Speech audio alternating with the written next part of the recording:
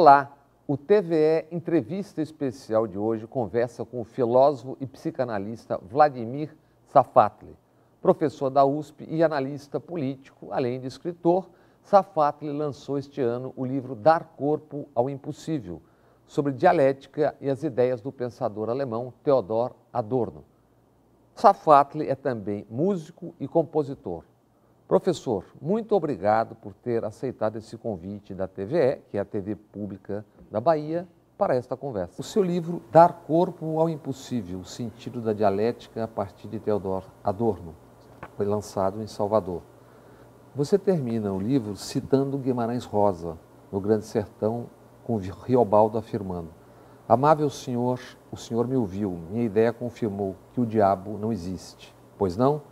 O senhor é um homem soberano, circunspecto. Amigos somos, nonada. O diabo não há. É o que eu digo. Se for, existe, é o homem humano. Travessia." Entendendo e mal resumindo dialética como o entrechoque de ideias, contradições em busca de novas ideias, e não sendo citado o cramunhão no sentido teológico e moral, como você mesmo escreve, o que é ele? O que ele representa nesse enunciado? Bom, foi bom você ter lembrado isso, porque, na verdade, a história da recuperação da dialética a partir do século XIX foi muito marcado pela ideia de que a dialética era algo, digamos assim, diabólico. Né? Inalcançável. Por exemplo, se você pensar no Fausto do Goethe, né? Porque o Mefistófeles do Fausto, ele é pensado, entre outras coisas, tendo referência ao Hegel, né? Quando, por exemplo, o diabo fala, eu sou o espírito que sempre nega, né? Porque dentro da nossa tradição, quer dizer, o diabo tem um pouco essa figura daquele que inverte as suas palavras, ele inverte o sentido das suas palavras. Ele faz com que o que parecia certo errado, o que parecia errado ser certo, certo? E de uma certa maneira, a dialética sempre teve essa característica de colocar em questão as certezas fundamentais do uso da linguagem. Isso é a dialética.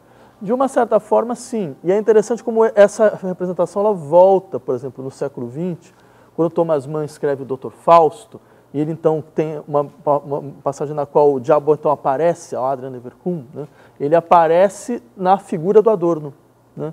Então ele fala um pouco como Adorno, ele tem mais ou menos a mesma cara, ele descreve mais ou menos da mesma forma. Então, quando, lendo Guimarães Rosa, vi que a questão do diabo era fundamental, eu pensei que seria interessante fazer uma certa relação, porque é claro, quer dizer, a questão fundamental do diabo dentro do Grande Sertão Veredas, ele é a possibilidade de que as coisas que estão nos seus lugares saiam do lugar. Certo? Quer dizer, que os lugares naturais desapareçam, né? Que você já não tenha mais uma segurança normativa, tal, que é um pouco o que o Riobaldo sempre fala, olha, eu gosto das coisas nos seus lugares devidos, mas por isso que o mundo para mim é um drama, né?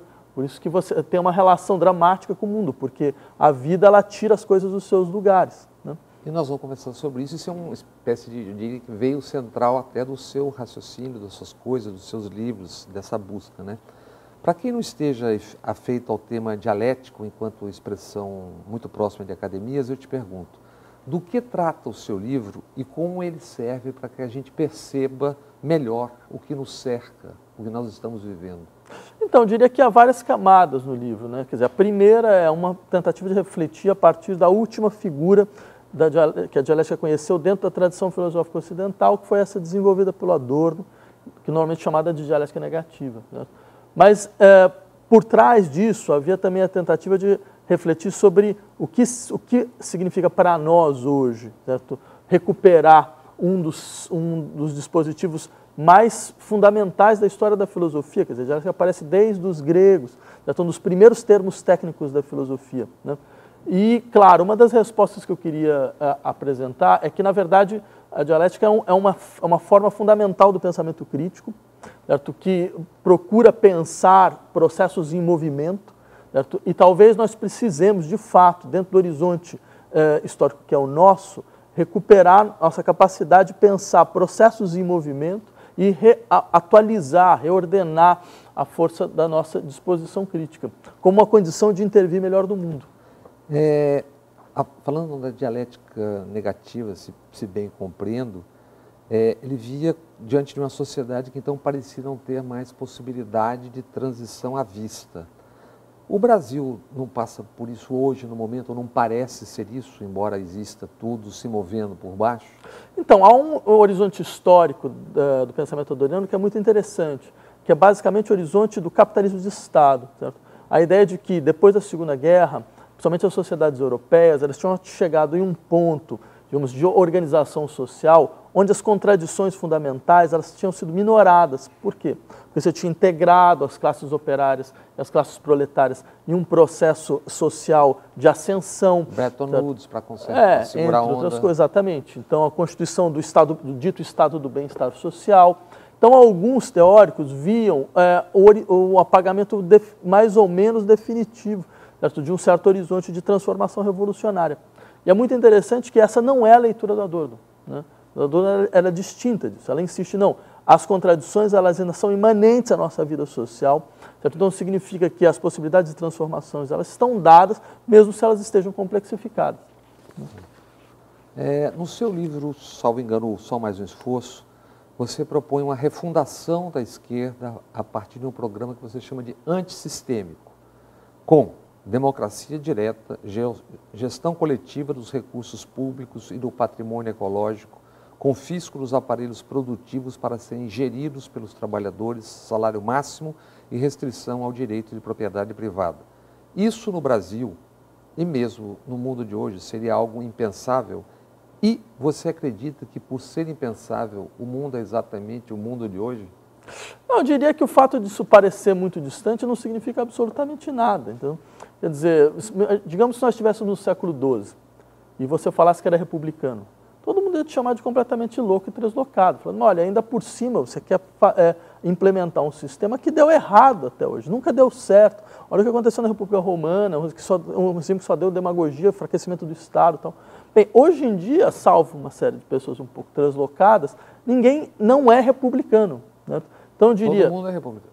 A princípio, quer dizer, todo mundo é republicano. Então, eu diria que o fato de que as condições atuais parecem distantes para a realização de um certo tipo de sociedade baseada em um princípio de igualdade e de fortalecimento da soberania popular, significa simplesmente que nós devemos saber preservar, não só esse ideário, mas saber preservar esse horizonte como condição fundamental de intervenção até que uma situação que para todos nós é um objeto de sofrimento, certo? De produção de sofrimento, desabe.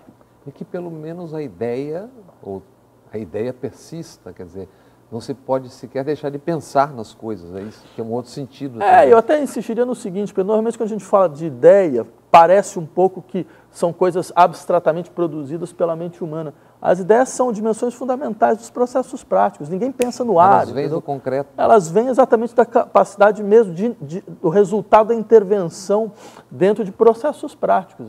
Então, eu diria, a ideia é um elemento fundamental da praxis. Até falando do nosso cotidiano, você não nota que a ideia, seja ela qual for, está cada vez mais difícil até de ser exposta, né? Porque, eu digo no cotidiano, nas conversas, não sei como é que você se move na academia, mas você também se move na vida, né?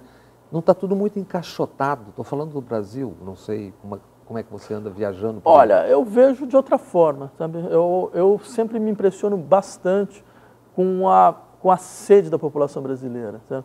Quer dizer, eu viajo muito dentro do Brasil também e para mim é um dos países mais impressionantes no desejo de saber, no desejo de discutir, no desejo de debater. Agora, é claro, o fato é que, para além desse desejo, você tem uma série de estruturas que são muito, muito claramente pensadas para impedir que esse processo ocorra, entendeu? Impedir, de fato, que essas dinâmicas de fala aberta, que essas dinâmicas que abrem mão das hierarquias e todo esse tipo de coisa. É isso que me refiro. Exatamente. Quer dizer, por exemplo, o seu discurso enfrenta de saída logo um bloco, né? Tem gente que fala, imagina, cara, isso no Brasil isso não tem sentido, é isso que eu... Mas eu acho que isso faz parte um pouco do processo mesmo, né? O que eu acho que falta, no nosso caso, no sentido mais forte, é dar ouvido a esse desejo popular, né? Quer dizer, eu acho que tem um desejo popular muito forte. O Brasil tem uma história de experiência, de reflexão, de ação, que é enorme, certo? Mas, é claro, existe uma gestão da memória, existe uma gestão da fala, existe uma gestão da escuta. Isso vaza pela arte, pela música, pelo não sei o quê. Mas, por exemplo, nós estamos aqui na TVE conversando sobre dialética, sobre tudo isso.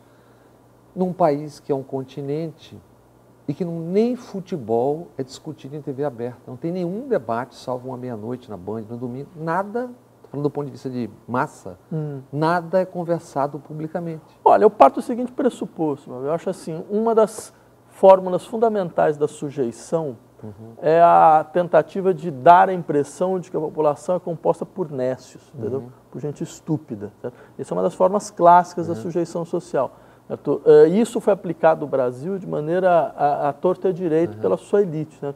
Só que eu acho que nós vemos no processo concreto é algo completamente diferente. Certo? Mas isso é negado, quando eu digo que não há um espaço para o debate, como a gente está conversando aqui, nós estamos conversando abertamente sobre qualquer coisa. Não há, nos meios de comunicação de massa, nenhum debate. Há muito pouco, é verdade. Há muito pouco, e eu acho que sobre vários exemplos, por exemplo. Se você pega debate na área econômica, porque eu acho que isso é um dos mais sintomáticos. Né? O famoso o mercado. Exatamente.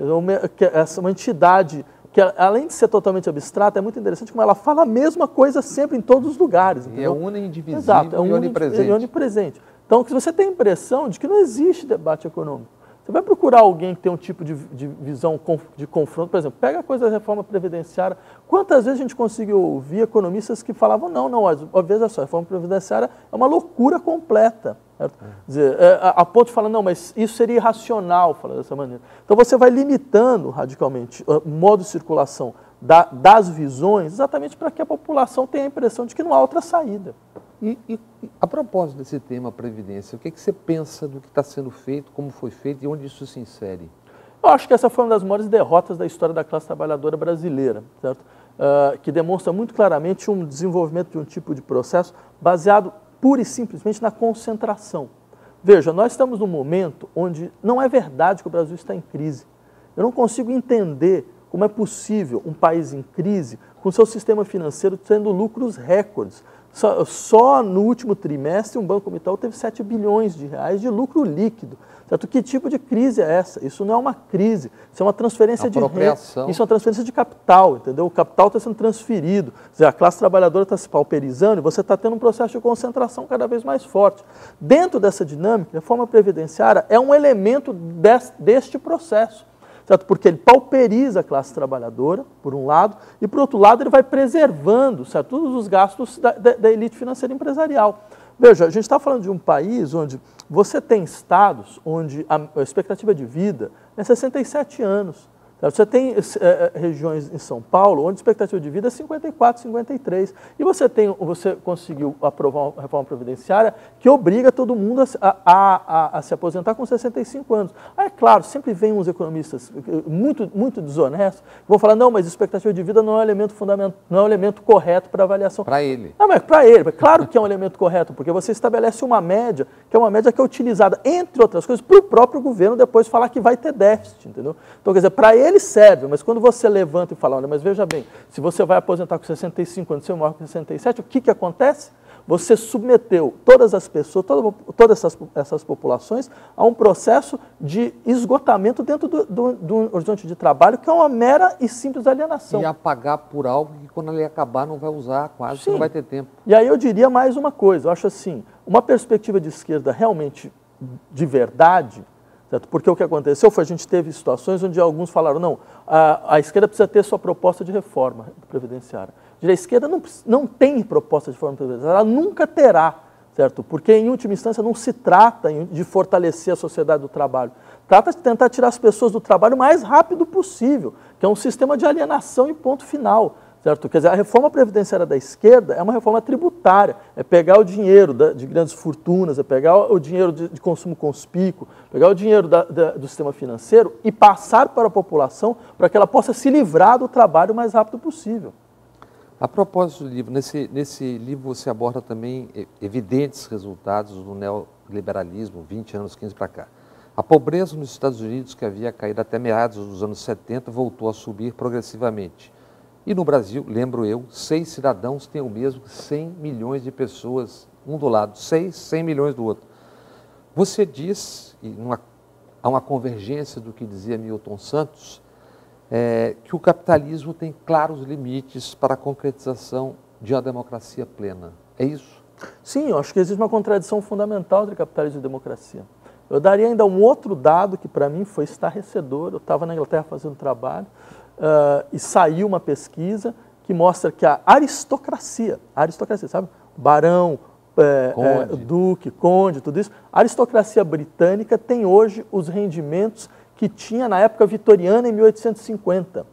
E ela hoje, suas 600 famílias, ela é responsável por 1/3 das terras da Inglaterra. Então, ou seja, que tipo de sistema... o Brexit. Exato, mas percebe, uma coisa que eu acho interessante o capitalismo ele tem uma estrutura feudal, ele guarda um núcleo feudal de acumulação, certo? Então ele tem esse arcaísmo que ele não supera o arcaísmo, ele é parte constitutiva do seu funcionamento normal, certo? É claro, um sistema desse é contrário a um princípio básico da democracia, que a democracia ela é um regime de igualdade radical baseada num procedimento fundamental, não é igualdade como homogeneidade, não é igualdade enquanto unicidade, é igualdade enquanto todos têm o mesmo poder. Mantenham-se. E para que todos tenham o mesmo poder, não é possível que você tenha esse processo de concentração de renda, que quebra o fato de que todos possam ter o mesmo poder. Então, na verdade, as crises são, na verdade, modos de sobrevivência do próprio sistema. Não, essa crise que a gente conhece agora, ela, na verdade, é um sistema de gerenciamento. Ela é um modo de governo, ela não é como na Grécia a gente falava da crise como um sistema na qual a contradição chega a um ponto tal que ela vai ser superada. Essa crise não foi feita para ser superada, certo? Ela foi feita para se consolidar como um processo normal de governo. Veja, a gente está falando de uma crise que começou em 2008, a gente está em 2019, certo? São mais de 11 anos de crise. Se salvo engano, a última vez que eu soube, que eu prestei atenção, tinha custado ao mundo 17 trilhões de dólares, que é um dinheiro que não existe. Como dinheiro não existe. Exato. Na ficção. Mas o que é interessante é que, através desse discurso da crise, você pode colocar setores e setores da população contra a parede, dizendo, olha, veja bem, nós precisamos então de uma política de austeridade, todo mundo precisa colaborar, a situação ela é periclitante. Veja, isso enquanto você tem todo esse processo de concentração intocado, isso quando você tem todo esse processo de autovalorização do capital no interior do sistema financeiro intocado. Certo? Agora, o que é interessante dentro dessa discussão é o seguinte, veja como o que está sendo submetido a nós não é uma política econômica, é uma psicologia moral, certo? Que ela é muito claramente explícita na maneira em que a economia ela se deixou transmutar em um vocabulário que é eminentemente psicológico e moral. Então, é uma questão de austeridade, que é um vocabulário moral, certo? Que é uma questão de responsabilidade, certo? Então, por exemplo, quando a Grécia quando a Grécia tentou colocar contra a parede a Troika, certo? O que foi que o FMI falou para ele? O que foi que a Christine Lagarde, que era presidente do FMI, falou? Vocês estão agindo como crianças, certo? Vocês estão sendo infantis. Então, você percebe? É todo um vocabulário, na verdade, que é psicológico. Porque é isso que eles têm a oferecer. Quer dizer, não se trata de uma racionalidade econômica, trata de uma tentativa de doutrinação moral. Professor, em um artigo recente seu no El País, você afirma que a eleição presidencial foi uma farsa que carece de legitimidade. Como é que você descreve esse processo? De fato, acho que a eleição de 2018 foi uma eleição onde os processos de intervenção externa para que o resultado que foi alcançado fosse alcançado foram tão grandes que não há outra alternativa a dizer, a não ser que de fato não houve uma eleição. Percebe, é uma eleição na qual você pega o candidato que está à frente, ou seja, que tem todas as chances de ser o eleito, e prende o candidato, mas dentro de um processo, que é o mínimo que se possa dizer, que é um processo completamente distorcido. Eu não estou falando se ele era inocente ou se ele era culpado. O que está ficando claro agora com os vazamentos do Intercept. Então, não é a questão de saber se ele era inocente ou ele era culpado. O que eu acho é outra coisa, que ele deveria ser julgado e que ele tinha o direito de um julgamento justo. Agora, um julgamento feito por alguém que tem interesses fundamentais no resultado do processo, não pode ser um julgamento justo. E a gente tinha um juiz que tinha como interesse fundamental ser presidente da República. Que os 2 bilhões e meio de... Americano não dá dinheiro para ninguém, os 2,5 de dólares, 2 bilhões e meio para a fundação do Dallagnol, na verdade, era um dinheiro para 2022. Porque ainda tem um caso de corrupção brutal, quer dizer, você puxa o dinheiro, que a princípio era o dinheiro da Petrobras, para o uso privado de um grupo de procuradores. É uma coisa completamente inacreditável. É inacreditável, exato. Mas veja que fato, porque muitas vezes se fala, não, mas na verdade tudo isso, essas regras precisavam ser quebradas para que a gente pudesse, enfim, lutar contra a corrupção. Ninguém lutou contra a corrupção, isso é uma farsa. Na verdade, você tinha interesses privados muito claros que guiaram todo o processo. Essas pessoas lutaram em seu benefício próprio, ou seja, para que depois elas pudessem ser alçadas ao centro da política nacional, como agora elas são, certo? E que depois elas pudessem ser qualificadas como candidatas a presidente na eleição de 2022. Certo? Isso é uma das coisas absolutamente inacreditáveis. Quer dizer, veja, ninguém está falando, mais uma vez, volto a insistir, ninguém está falando que, por exemplo, o senhor Lula era inocente ou culpado, certo? Mas está falando que esse processo era um processo que, em hipótese alguma, poderia ter ocorrido dessa forma. E isso macula o processo eleitoral de maneira central. Você fala da narrativa sendo manietada na economia e o mesmo se dá na política, né? Porque, por exemplo, como é que o presidente da República e o ministro da Justiça, tendo exatamente acontecido tudo isso, visita a CIA e o FBI quando vão aos Estados Unidos? Olha, o mínimo que se possa dizer é que essas histórias, se percebe, elas são muito opacas. Esses processos são extremamente opacos. E a população brasileira teria o direito de saber o que de fato está acontecendo, quais são os sistemas de influência, certo? Afinal de contas, quem está interessado em quê dentro dessa dinâmica. O que se vê na verdade, é um país traumatizado por esses processos. E cujos resultados a gente está vendo agora. Você diz nesse mesmo artigo que se há algo que deve nos preocupar, não é exatamente o que faz o senhor Bolsonaro, mas o que nós não fazemos. Essa frase busca traduzir os impasses em definições que caracterizam a ação da oposição nesse momento? Sim, porque eu acho o seguinte, Bolsonaro não tem ilusão de governar o país. Já falou, o país é ingovernável. Certo? Então ele não governa. Certo? O que ele faz, ele mobiliza, é outra coisa. Tensiona. Ele mobiliza continuamente, certo? O seu setor de apoiadores, que dá mais ou menos 30% da população. E eu insistiria, este setor, ele não vai abandoná-lo. Ele vai com ele até o fim. Porque ele tem um processo de identificação muito clara, ele tem um processo de mobilização contínua, certo? E ele já colocou, quer dizer, o Bolsonaro já colocou o patamar dele, que é o patamar proto-fascista, não tem outro nome. Um sujeito que chega e diz que um torturador é herói nacional, certo? Uma pessoa como o senhor Ustra, que foi responsável por tortura, terrorismo, por ocultação de cadáver, certo? Ou seja, é a definição mais clara de um bandido que se serviu da estrutura do Estado brasileiro, certo? Para cometer atos de terrorismo. Isso sim é terrorismo. Certo? Você utilizar a estrutura do Estado brasileiro contra as suas populações dentro de um regime ditatorial. Certo? E eu digo ainda mais, todas as pessoas que se levantaram contra esse regime estavam no seu mais profundo direito. Porque se existe um elemento fundamental que define a democracia ocidental, isso desde os liberais, desde John Locke, é o direito de resistência contra a tirania. John Locke, que não era um revolucionário, que era o pai do liberalismo, dizia muito claramente no segundo tratado do governo, certo? As populações livres têm o direito de assassinar o tirano.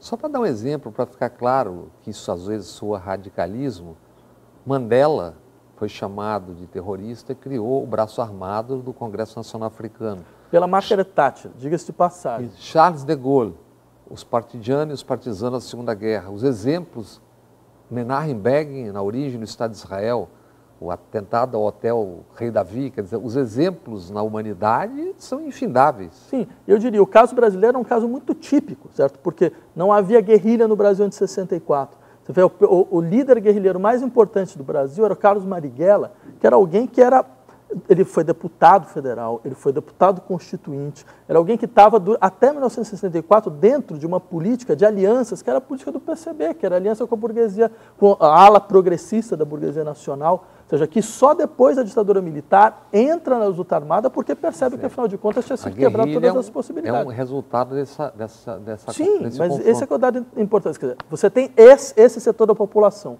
que fez essa escolha, que não vai voltar atrás. Agora, o problema não é exatamente com essa população. O problema é com os outros 70% que não conseguem mais estabelecer nenhum processo de incorporação, nenhum processo de unificação que permita, então, que você tenha uma dinâmica unificada, de implicação genérica de todas as lutas, de todas as demandas, que fortaleça ele enquanto uma alternativa efetiva de poder. Certo? Então isso não existe. Enquanto isso não existir, você consegue governar com 30%.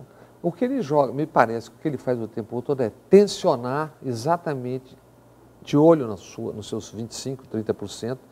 Com 25% você está no segundo turno. Ele joga para manter isso mobilizado, é isso?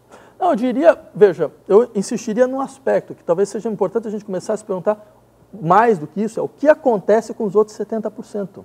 Né? O que está acontecendo com esses outros 70%? Por que você não está conseguindo criar um tipo de horizonte, que é um horizonte que você possa levar a população a ideia, olha, nós faremos isto. Porque não é claro o que a oposição quer. Isso eu acho muito importante, eu acho importante entender esse ponto. E o que você acha que a oposição quer, o que ela não quer e por que essa apatia, essa anomia? Eu não diria que é apatia, eu diria o seguinte, é porque o Brasil está preso em um sistema de polaridade, que é a polaridade entre a oligarquia, a república oligárquica e as repúblicas populistas. Né? Então, quer dizer, tem uma estrutura oligárquica que volta agora, como estava no Estado Novo, como estava na República Velha, como estava na ditadura. E você tem uma estrutura populista, que é típico do varguismo. Que rompe de vez em quando. Que rompe de vez em quando, que é a leitura que eu teria do lulismo, certo? Que essa é a polaridade, a gente não sai dessa polaridade. Então, o que aconteceu? Só que agora, as alas mais progressistas da sociedade brasileira perceberam que essa outra alternativa, ela chegou no limite, ela bate no teto e não consegue mais ultrapassar. Então fica aquela questão, quer dizer, o que se faz agora? Como se rompe? Você vai tentar, o que você promete? Você vai tentar recuperar o que era anteriormente? Porque eu conheço muita gente que no fundo, tudo que eles querem é que o Brasil volte 7 anos atrás. Não era, em 2010 era bom, em 2011 era bom. Quer dizer, ainda mais no mundo universitário, que é de onde eu venho. Entendeu? Isso é muito claro. Mas só que eles não entenderam uma coisa, não é mais possível voltar atrás. Você não crê... Há muito tempo você diz, não crê nessa conciliação eterna e infindável. Entre outras coisas, quer dizer, você tinha um modelo de governo que era baseado numa espécie de estrutura de conciliação completamente heteróclita. Né? Lembra o que era... Até a CBF estava no pacote. Mas lembra o que era o governo Dilma? O governo Dilma era um governo que você tinha na aliança Partido Social Cristão, desse prócero de nós leninos, Marcos Feliciano e companhia, e você tinha o Partido Comunista do Brasil, que pelo menos é o comunismo no nome. Né? Mas você percebe, você tem uma coisa que não é óbvio, você tem demandas completamente contraditórias, que você vai ter que ficar fazendo mediações infindáveis, e isso vai se transformar, na verdade, numa gestão da paralisia, porque uma demanda paralisa a outra. Certo? E é isso o que o fato aconteceu. Agora, o que a gente vai propor à sociedade brasileira? Retornar esse modelo? O que você acha possível ou o que deve se mobilizar para romper isso? Eu acho que a política mundial entrou em uma lógica de extremos, já há mais ou menos 10 anos. E essa tendência é irreversível. Certo? Ela vai entrar em um processo cada vez maior de extremo, porque o centro da democracia liberal está erodido. Né? A força de transformação da democracia liberal ela foi exposta na sua inanidade. Certo? Então, o que acontece? Você tem a direita que entendeu isso muito bem e se radicalizou. E foi para um lado. Certo? Isso não é só no Brasil. Isso é no Brasil, nos Estados Unidos, na Itália, na Hungria, na Polônia. Certo? Agora, você não teve o mesmo movimento do outro lado. E você precisaria ter tido o mesmo movimento do outro lado, uma radicalização do outro lado. Certo? Isso permitiria, entre outras coisas, além de uma possibilidade mesmo de uma ampliação do que está em jogo dentro do processo político, um outro tipo de balanceamento da política. Porque como só tem uma radicalização, quer dizer, o centro vem para cá.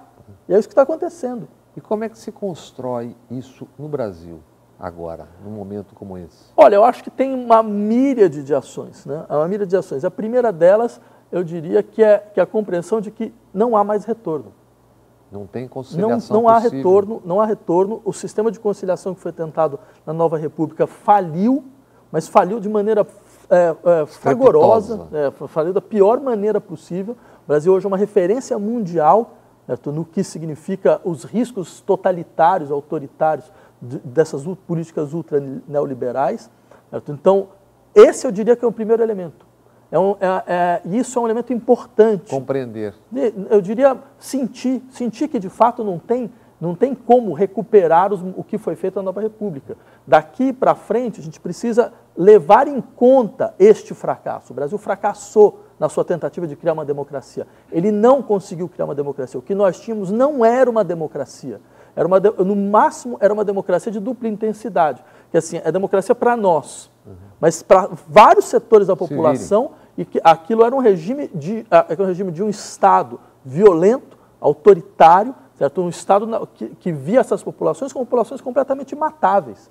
Certo? É importante entender isso. A gente viveu mesmo na Nova República em uma história de chacinas, e uma história de... Exatamente. Mais de 1,5 milhão de mortos nos últimos 35 anos por violência. E normalmente violência do Estado, violência do aparato policial do Estado, violência de uma polícia militar, que é uma aberração em termos, certo? Porque afinal de contas, praticamente país nenhum tem uma polícia militar. Certo? A polícia militar desses países são polícias que policiam quartéis e fronteiras. No caso do Brasil, não. Você usa a lógica militar contra a população civil. Você gerencia uma guerra civil. Tem um episódio recente, você deve ter visto, da polícia do Pará cantando na frente do governador, arranca a cabeça, pendura no poste, pena de morte à brasileira. Pois é, essa é a polícia brasileira. Esse é o Estado brasileiro. Isso não é uma distorção, essa visão real do Estado brasileiro para setores fundamentais da sua população periférica, da sua população negra, certo? Então, isso é evidente que isto foi o que nós conseguimos criar. E em nenhum momento nós entendemos que um dos elementos fundamentais da política no Brasil é como destruir esta máquina necropolítica do Estado brasileiro. A parte muito e tudo mais, isso tudo, um ponto de vista que eu não sei se é psicanalítico, Bolsonaro não lhe parece ser um imã e ao mesmo tempo um reator de ressentimentos, quer dizer, tem uma coisa de que ele atrai tudo que tem de várias formas, de vários lugares, parece que ele atrai o ressentimento, processa e devolve isso nesses discursos que mantém isso, atiça isso, não tem um caráter psicanalítico de massa nisso tudo? Olha, por um lado, eu insistiria o seguinte, ele entendeu, coisa que outros não entenderam, que existia uma demanda anti-institucional na sociedade brasileira. Um ressentimento nessa forma. Mas eu diria que não é só ressentimento, porque há um juízo correto. Existia uma compreensão da sociedade brasileira de que a estrutura institucional que o Brasil criou não dava conta das aspirações que eles tinham de transformação social. Agora, dentro desse processo, você sempre tem a possibilidade e o seu risco. Dentro da compreensão de que você tem uma demanda institucional forte, então você pode fazer uma guinada reacionária, dizer, de fato, essas instituições não deram certo, vamos voltar a um governo forte, né? Ou você pode fazer uma guinada de transformação efetiva, falando, de fato, essas instituições não deram certo, agora é hora de fortalecimento do poder popular. Ele dá a primeira alternativa. Ele fornece a primeira alternativa. E aí ele mistura isso com o horizonte do imaginário popular, do imaginário brasileiro, de que esse país é um país sem lei, desfibrado, é preciso uma mão forte. Mesmo que essa mão forte seja uma mistura de militar e palhaço, né? Mas na verdade só pode funcionar dessa maneira, né? Isso que a gente chama de apatia, não me diga que você diz que não existe, porque a sociedade se move, tá? Mas você não... tudo isso me soa anormal, quer dizer... Estamos assistindo, tudo que está sendo dito, tudo que está sendo feito, e parece que está tudo parado. Esses momentos não são aqueles que uma faísca pode fazer romper algo de algum lado? Veja, eu acho, primeiro, sim, e segundo, eu diria, não acredito que a sociedade brasileira está em apatia. Também Ao não. Contrário, ela está em ampla ebulição e mobilização. Veja, é um país que ano passado você teve uma greve geral de 35 milhões de pessoas. Certo? Você tem...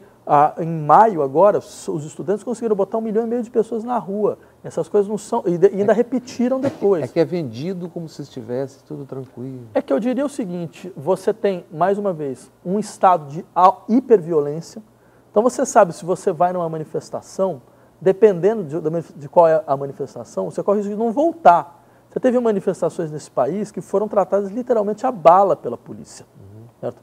Então, essas pessoas sabem que elas estão num sistema de vulnerabilidade absoluto. Então, você tem esse elemento. Fazer manifestação aqui não é como fazer manifestação na Suécia, entendeu? As coisas não são exatamente da mesma forma.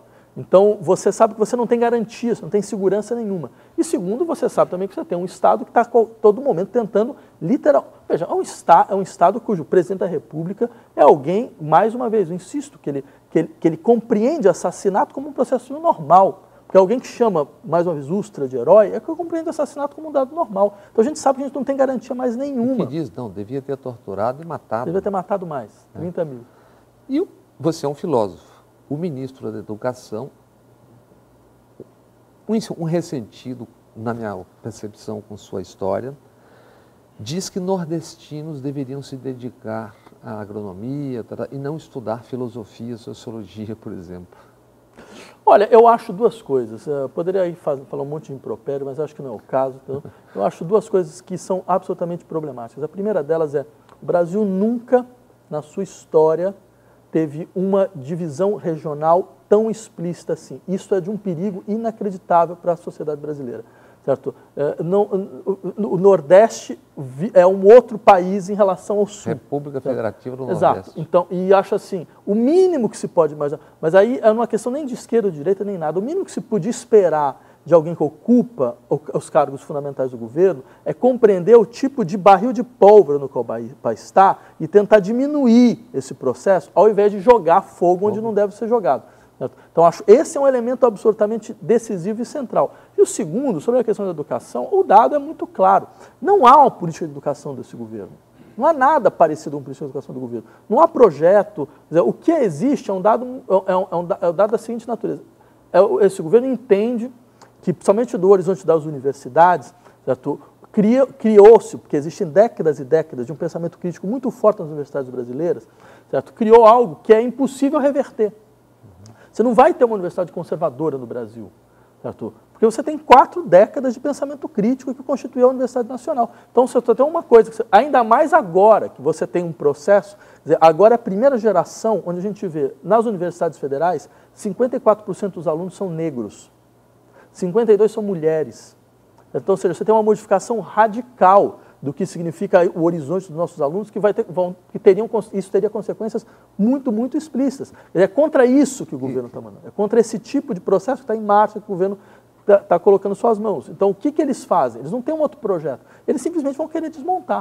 Eles vão tentar desmontar, ou seja, até o limite. Mas por que isso é um crime? Porque, é claro, uns falam, mas a Universidade Brasileira nunca produziu nada. Eu acho muito interessante um certo setor da população que não tem nem ideia do que significa e nem procura ter ideia. Quer dizer, aí sim, você tem um tipo de ressentimento anti-intelectualista brutal que não leva em conta, quer dizer, o Brasil é o país que tem a universidade mais importante da América Latina, segundo praticamente todos os rankings internacionais.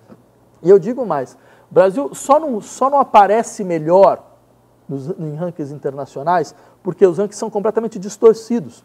Porque, por exemplo, você pega uma universidade como a Universidade de São Paulo, 100 mil alunos. Você compara com a universidade como Harvard. Quantos alunos você acha que tem em Harvard? Chute. 14 mil. Como é que você vai pegar uma universidade de 14 mil, que só pega alunos de excelência, e comparar com uma universidade de 100 mil, que é uma universidade de massa, que tem outras atribuições, outras funções e outro horizonte? Não tem nenhuma racionalidade desse processo. Nenhuma. Certo? Então, eu diria, na verdade, o que acontece é, você tem uma dinâmica de desqualificação de um dos pouquíssimos serviços da sociedade brasileira que se conservaram como serviços eminentemente públicos. Essas universidades federais são universidades nas quais você não paga absolutamente nada. Isso é raro no mundo. Certo? Elas não são serviços que o Estado dá à elite. Isso é falso, absolutamente falso. Certo? Como eu dito para você, a Universidade Federal tem 54% de negros, eles não estão na elite. Certo? Mesmo a minha Universidade de São Paulo, ela tem 60% dos seus alunos que vêm de famílias que ganham até 10 salários mínimos. 10 salários mínimos não é padrão de elite em nenhum critério, em nenhum critério. Voltando um pouco à questão do risco que o país corre, e talvez as pessoas não estejam atentos, a gente vive um ensaio de poder tripolar no mundo.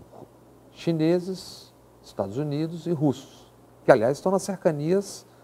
Quem já não está dentro, está na beirada. Quando você fala de risco, você se refere também a um risco claríssimo de desintegração, de problemas no médio e longo prazo? Não, eu diria que a ilusão liberal de um mundo multipolar, né, isso se desagregou muito rapidamente. Né? É muito possível que essas relações internacionais elas sejam de fato um espaço de uma espécie de realpolitik, né, onde e aí vem uma questão interessante, quer dizer, mesmo que os Estados-nação eles já não tenham mais nenhuma função dentro do seu horizonte, né, as lógicas internacionais não conseguiram constituir um modelo, de fato, de estrutura transnacional baseada em uma existência de uma soberania popular transnacional, né?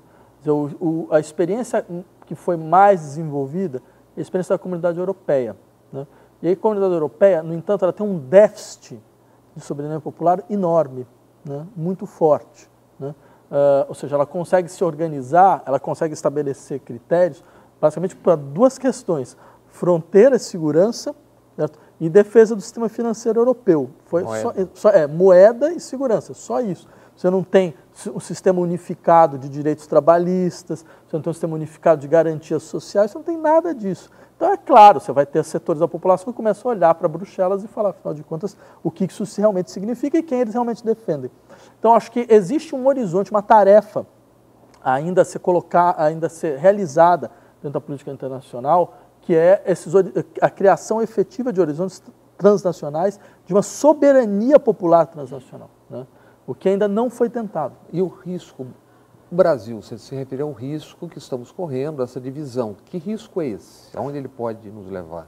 Não, acho que é muito claro assim, a alternativa que o Brasil tomou nesse ano de um alinhamento nunca antes visto, né, com os Estados Unidos. Deixar de fazer com várias frentes para se Sim, porque é a única interlocução que esse governo tem. Esse governo tem interlocução com dois países, com os Estados Unidos e Israel. É só, não tem mais nada. Certo? Então é claro, quer dizer, isso significa um tipo de fragilização da posição brasileira, que sempre foi malha uma posição que tentava ser ator em vários tabuleiros, que fortalecia um pouco as possibilidades do Brasil, que é uma fragilização absolutamente, num ponto de vista desnecessário e irracional, né? No El País, você também enfatizou, na contramão do que norteia o debate envolvendo estratégias da oposição no país, que talvez precisemos agora de divisão para unir e não de união. Sim. Traduza, por favor, isso. A gente tem medo da divisão real, a gente precisa de uma divisão real, uma divisão de verdade. Divisão real significa mais ou menos o seguinte. Quem é o quê? Não, significa mais ou menos o seguinte, falando sobre a esquerda brasileira, falta à esquerda brasileira uma capacidade de colocar na mesa o que ela realmente quer e para onde ela realmente quer ir. A gente quer fazer o quê agora? A gente quer ser um pouco o lado humano do capitalismo global, certo? Ou a gente quer de fato pensar nas situações de superar um regime de produção econômica, um regime de estruturação de forma de vida que nós compreendemos como brutalmente injusto. A gente quer voltar a um certo modelo de conciliação nacional, ou a gente quer, de fato, fazer desabar essa estrutura institucional para criar novas estruturas institucionais vinculadas a dinâmicas de democracia direta efetiva. A gente quer controlar a sociedade brasileira ou a gente quer permitir que ela seja realmente descontrolada, mas no sentido de que o poder volta, então, quer dizer, num horizonte no qual governar não vai ser mais dirigir, mas vai ser garantir as condições para que as pessoas dirijam-se a si mesmas. Certo? Então, acho assim, falta à esquerda brasileira clareza. Certo? E nesse momento ficar pedindo união, mas união em cima do quê? União em cima do vazio? Do ponto de vista prático, o que se poderia, o que se deveria pensar em fazer ou fazer? Como é que essa miríade de movimentos, de vida que existe, como é que se conduziria isso para a política no sentido de vamos fazer política lá em cima? Olha, há desafios importantes que devem ser levados em conta. A criação de estruturas realmente transversais entre todos esses movimentos que permitam, de uma certa forma, aquilo que eu chamaria de uma implicação genérica entre todos. Aí sim uma busca de unidade nisso. Sim, mas você percebe, não é uma busca de unidade no sentido da estrutura partidária, exatamente. Busca de unidade no sentido, afinal de contas, um fortalecimento daquilo que aparece como horizonte das lutas em direção a uma sociedade efetivamente igualitária. E a absorção das múltiplas estratégias em direção a tal horizonte, certo? Das múltiplas lutas, com seus múltiplos protagonismos, dentro de um movimento de fato de unificação global, no sentido de que, veja, ninguém sozinho vai conseguir desarmar essa estrutura. Certo? E para aí sim chegar ao topo. Eu diria, existe um processo no qual você tem, como você não pode em uma frente quebrar uma estrutura concentracionista vinculado a uma dinâmica econômica ou dinâmica de concentração de poder, quer dizer, você precisa com que esse processo ele ocorra, essa tensão ocorra em vários pontos. Então você vai ter vários pontos, você vai ter várias línguas, você vai ter várias estratégias, quer dizer, e aí vem a coisa rica, interessante e de fato realmente complicada. Quer dizer, como é que você numa transforma isso em poder? De múltiplas estratégias, de múltiplos protagonismos e de múltiplas demandas, como é que você consegue articulá-las dentro de um horizonte de deposição global? Exatamente. E você discute também os termos populismo e fascismo, citando Itália, Polônia, Filipinas como evidentes exemplos.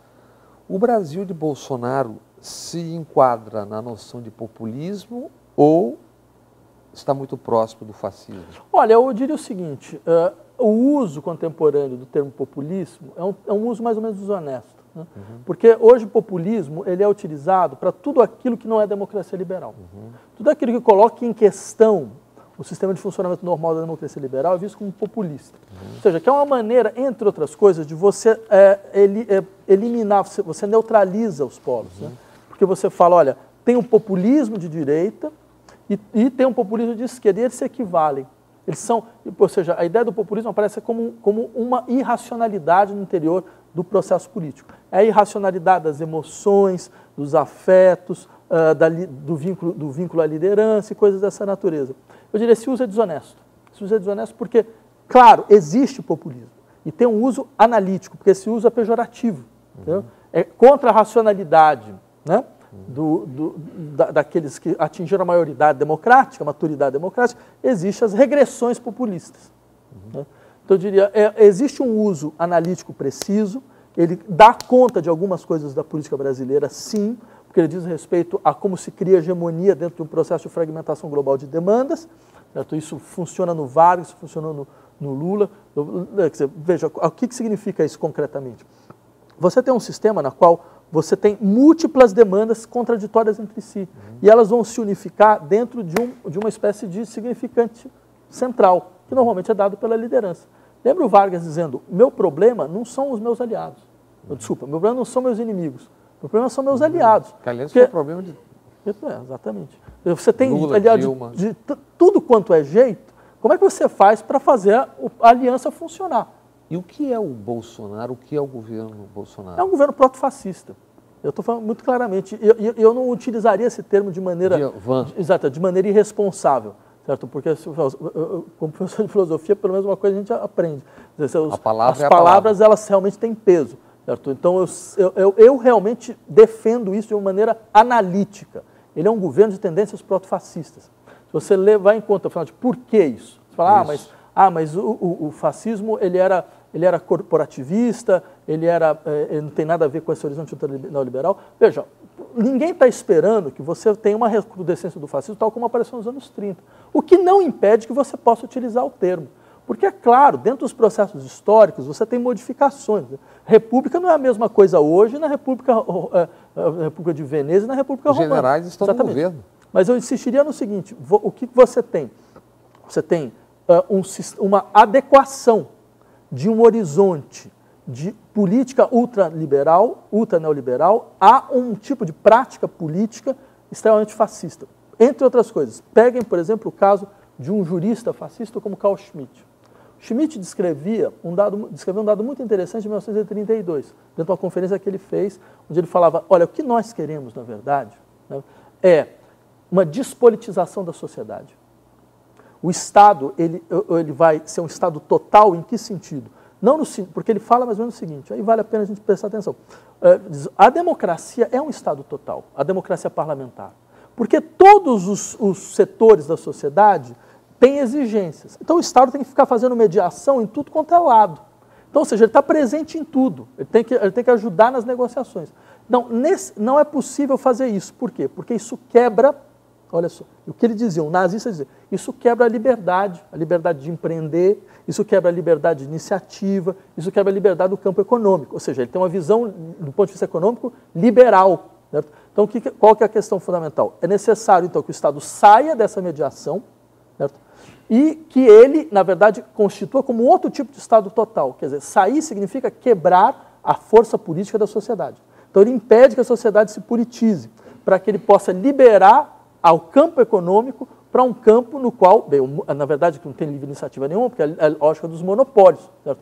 Aí vem um dado interessante, se fala do estatismo, do fascismo, do nazismo. Eu quero saber qual foi a empresa estatizada sobre o nazismo e o fascismo. Nenhuma, nenhuma. Toda a estrutura econômica da indústria monopolista foi preservada. Certo? Todos os grandes industriais preservados estavam lá, era um elemento fundamental do Estado nazista. Certo? Então, simplesmente para dizer, o que você tem? Um governo hiperautoritário, de despolitização fundamental da sociedade, que preserva um eixo fundamental da economia da sua intervenção no interior da luta de classe. Esse modelo era o modelo do Pinochet. E não é à toa que alguém como Hayek, que era um dos grandes pensadores do neoliberalismo, defendeu o Pinochet com unhas e dentes. Ele falava, Hayek é aquele que falava, olha, a democracia ela tem que ser uma democracia limitada. E eu prefiro uma ditadura liberal a uma democracia iliberal. Ele foi falando em 1981, no jornal El Mercúrio, que era base do Pinochet, no Chile. Então eu diria, esse é o nosso modelo.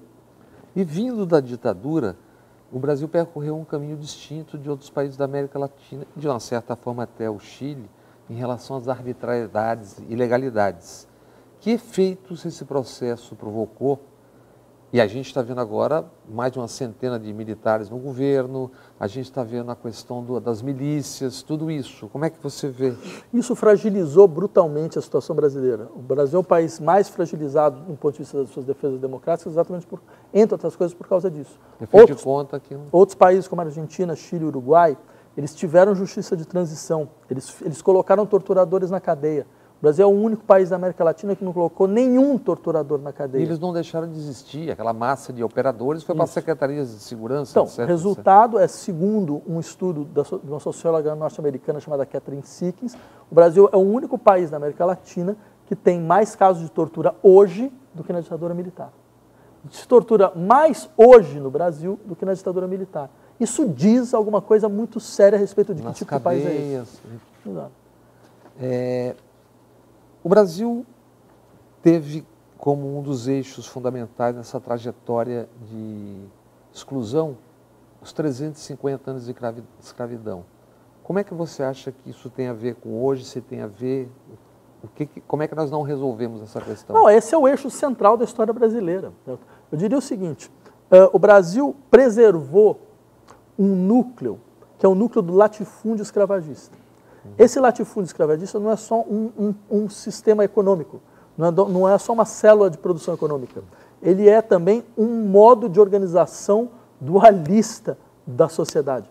Ou seja, você tem uma dualidade ontológica dentro do latifúndio escravagista, que é, você tem aqueles que são sujeitos, você tem aqueles que são objetos, que são colocados na condição de coisa. Você tem aqueles que, então, eles têm direito à vida, e você tem aqueles cuja morte nada mais é do que a perda de um investimento.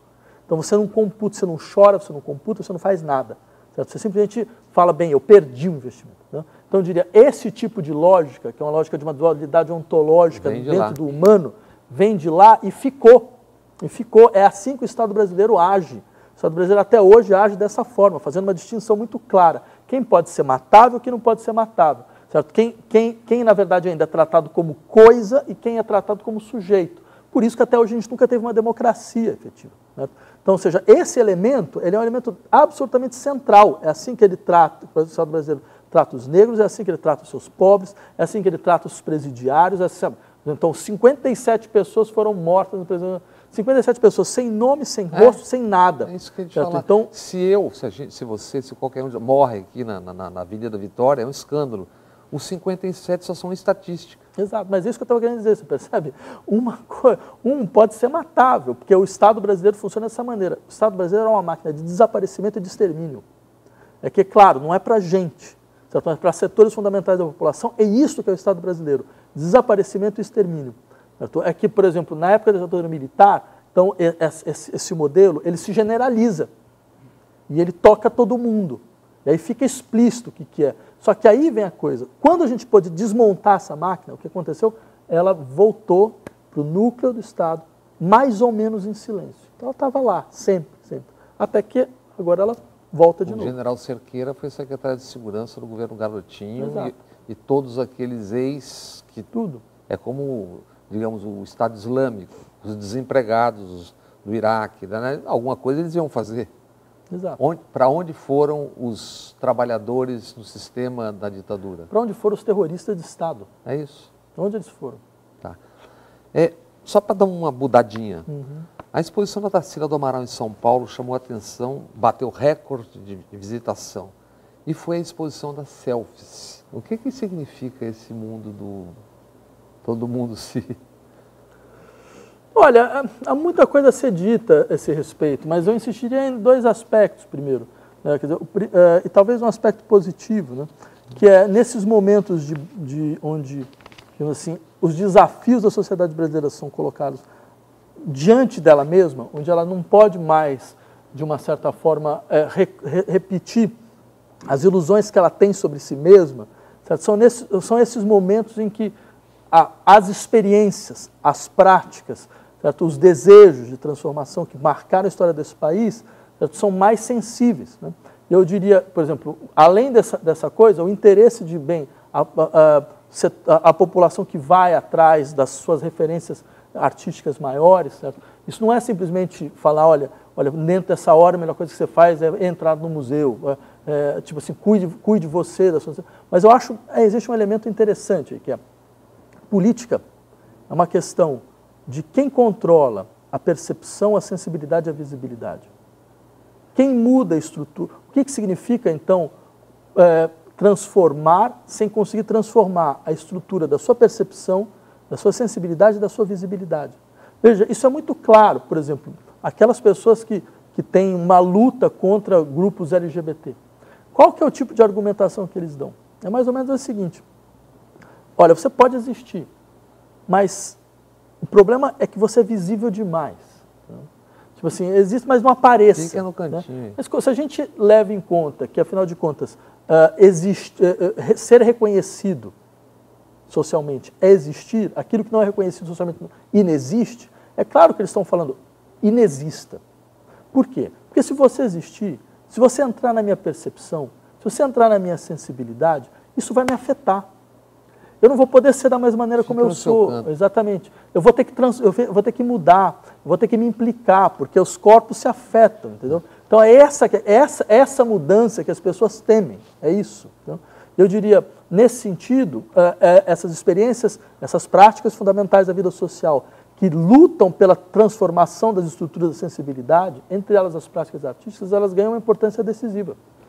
Uma última pergunta, porque infelizmente nosso tempo está acabando.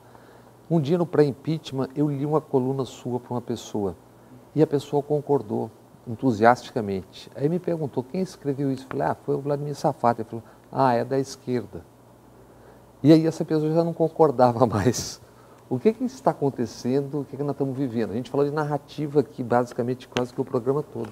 Mas veja, eu acho o seguinte, isso realmente não me incomoda. Se tem uma coisa que, graças a Deus, eu nunca precisei esconder. Mas eu não digo em relação a você, diga ao todo, né?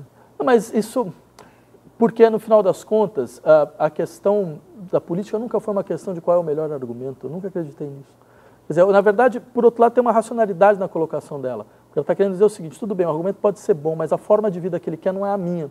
E ela tem toda a razão, de fato não é a mesma forma de vida. A gente está num embate sobre formas de vida, entendeu? A gente procura um embate de outras formas de vida, de outras formas de afecção. E nesse sentido, acho importante levar isso em conta. Sim, e mais uma vez, eu acho que o Brasil precisa, de maneira muito clara, deixar muito claramente, de fato, nós estamos em confronto. Certo? Não há algo que nos una mais. Certo? Quer dizer, então, até porque é nessas horas que você pode construir outras formas de articulação.